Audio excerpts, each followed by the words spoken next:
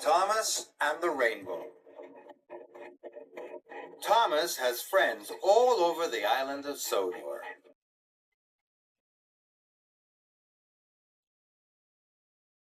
Friends at Brendam Docks. And friends at the farm. All of the engines are Thomas's friends. And so are all of the children. One night there had been a summer storm on the island. Sir Topham Hatt came to Tidmouth Sheds. He looked very serious. "A strong wind has blown down the telephone lines," he said. "Thomas, you must take the engineers to fix the telephone lines, or it will cause confusion and delay," he boomed. "Yes, sir," said Thomas, and he puffed away. Thomas arrived at Brendam Docks. The telephone engineers boarded Annie and Clarabelle. Then Thomas noticed something in the sky. Thomas thought it was the most beautiful thing he had ever seen. "Look at all those colors, Edward," gasped Thomas. "Red and blue and yellow and green." "That's a rainbow," puffed Edward wisely. "That old story says you'll find something magical at the end of a rainbow." "Something magical," gasped Thomas. "That sounds wonderful. I must find the end of the rainbow right away." And he wheeshed away as fast as he could. Thomas had to stop at a junction. The rainbow was overhead. Percy was already waiting there. "Hello, Thomas," Percy tooted cheerfully. "Sorry," Thomas puffed. "No time to talk. I have to find the end of the rainbow." And he chuffed quickly away. Thomas puffed up Gordon's Hill. The end of the rainbow was just over the top. But when Thomas reached the top, the end of the rainbow had moved. "Bother," said Thomas. Thomas had to let some engineers off at the bridge. He could see the rainbow up ahead. Children on the bridge waved to Thomas and called hello. Thomas just chuffed away. "Sorry, no time to talk," he puffed. "I have to find the end of the rainbow." Thomas took the telephone engineers all across the island. Over the hills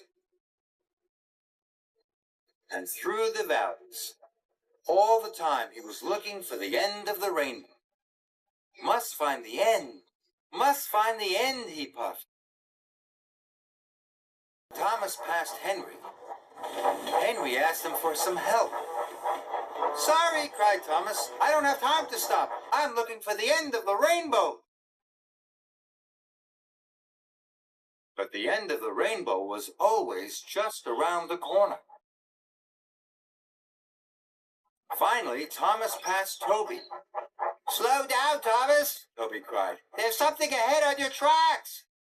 But Thomas wasn't listening. He was sure the end of the rainbow was just around the corner. And then there was trouble.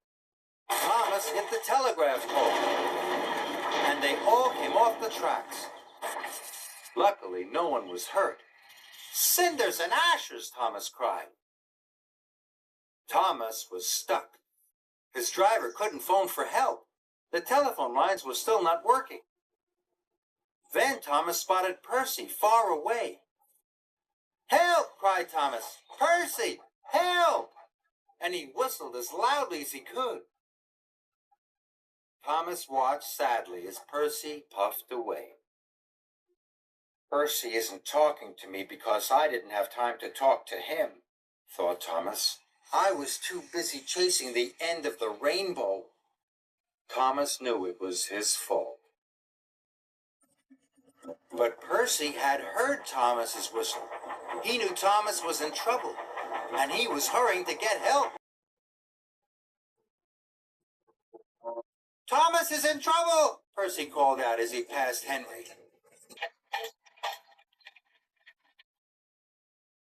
Then Henry told Bertie the bus.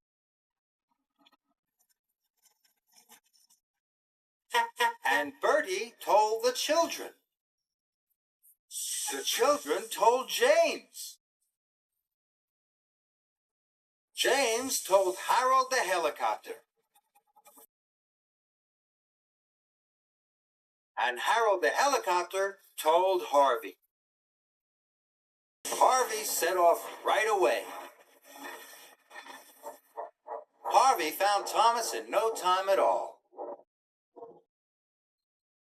Soon he had them all back on the tracks.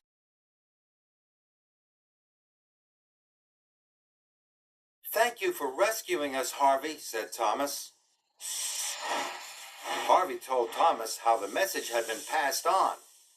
"All of your friends have helped rescue you," he said. Thomas was very happy indeed. Thomas puffed along. The rainbow was still in the sky. But Thomas didn't try to find the end of the rainbow.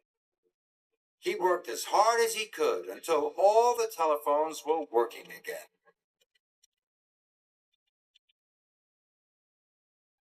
As Thomas returned to Tidmouth Sheds, he was amazed to find the end of the rainbow. It was right over Tidmouth Sheds. "The old story was right," gasped Thomas. "There is something magical at the end of the rainbow. My friends. Friends are the most wonderful thing of all."